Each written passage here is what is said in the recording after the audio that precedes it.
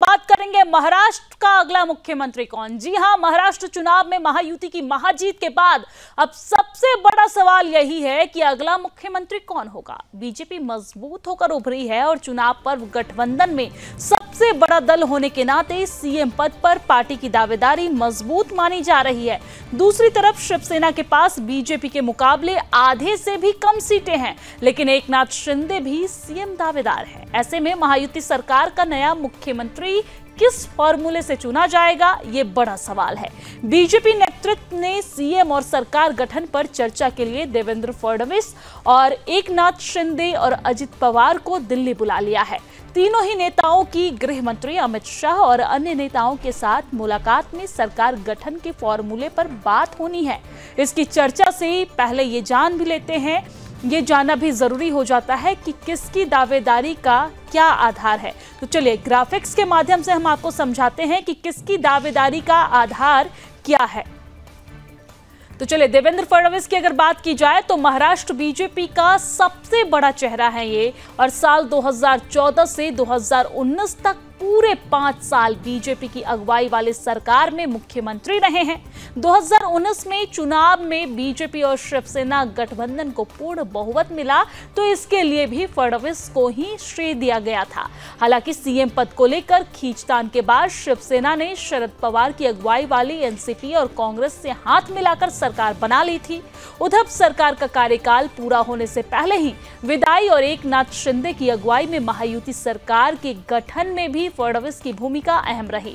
महाराष्ट्र में फडणवीस को लेकर एक नैरेटिव ये भी था कि सीएम भले ही शिंदे हो, सरकार वही चला रहे हैं, यानी कि सरकार जो है वो फडणवीस ही चला रहे हैं। हालांकि वो डिप्टी सीएम तो थे ही, लेकिन सबसे बड़े दल का सबसे बड़ा चेहरा होने के नाते फडणवीस सीएम पद के लिए मजबूत दावेदार है।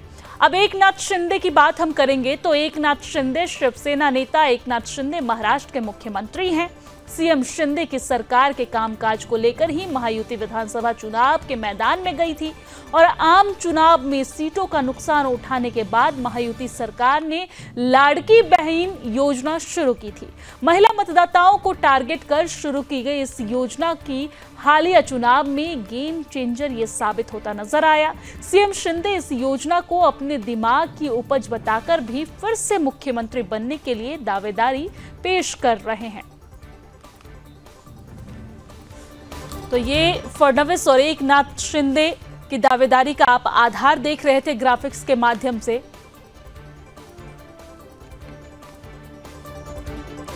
और हमारे साथ महाराष्ट्र से हमारी संवाददाता मनीषा जोशी हमारे साथ जुड़ गई हैं लाइव। मनीषा, जिस तरीके से यहाँ पर परिणाम तो सामने आ गया है, लेकिन अब सबसे बड़ा सवाल ये है कि महाराष्ट्र का अगला मुख्यमंत्री कौन होगा।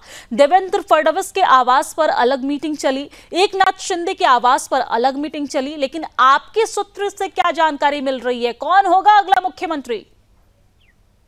जी बिल्कुल, मुख्यमंत्री के चेहरे के लिए ही जो है महाराष्ट्र में जो राजनीति है उसमें काफी उथल पुथल चल रही है। इसके साथ ही आपको बता दें कि जो एकनाथ शिंदे के जो जितने भी एमएलए है, जितने भी विधायक है, वो सारे जो है अभी फिलहाल तो है मुंबई के ताज होटल में रुके हुए हैं। इसके साथ ही जो है विधायकों का वहां पर जो शिवसेना के विधायक है उनका वहां पर आना जाना लगातार लगा हुआ है। इसके साथ जो ही है जो एकनाथ शिंदे है उन्होंने अपने विधायकों के साथ कल ही बैठक की है। इसके साथ लगातार वो चर्चा में बने रहे हैं। आज भी जो है शाम तक जो है इनके जो चांसेस है, जो दोनों उप मुख्यमंत्री और मुख्यमंत्री एकनाथ शिंदे है, ये दिल्ली के लिए रवाना हो सकते हैं, और दिल्ली में जो है इनकी मंत्रिमंडल को लेकर जो है बड़ी चर्चा हो सकती है और निर्णय लिया जा सकता है। इसके साथ ही आपको बता दें कि जो 28 या 29 नवंबर की जो तारीख है वो शपथ ग्रहण के लिए बताई जा रही है। हालांकि ये अभी तक जो है फाइनल निर्णय जो है सामने नहीं आया है कि कौन सी तारीख को शपथ ग्रहण होगा, लेकिन 28 या 29 का जो है तारीख जो है सूत्रों के मुताबिक अभी तक की यह खबर मिल रही है। जी मनीषा, लेकिन देखा जाए तो यहाँ पर देवेंद्र फडणवीस और एकनाथ शिंदे दोनों दिल्ली पहुंच चुके हैं। बड़े नेताओं के साथ, आला कमान के साथ उनकी मुलाकात जारी है और इसमें फैसला लिया जाएगा।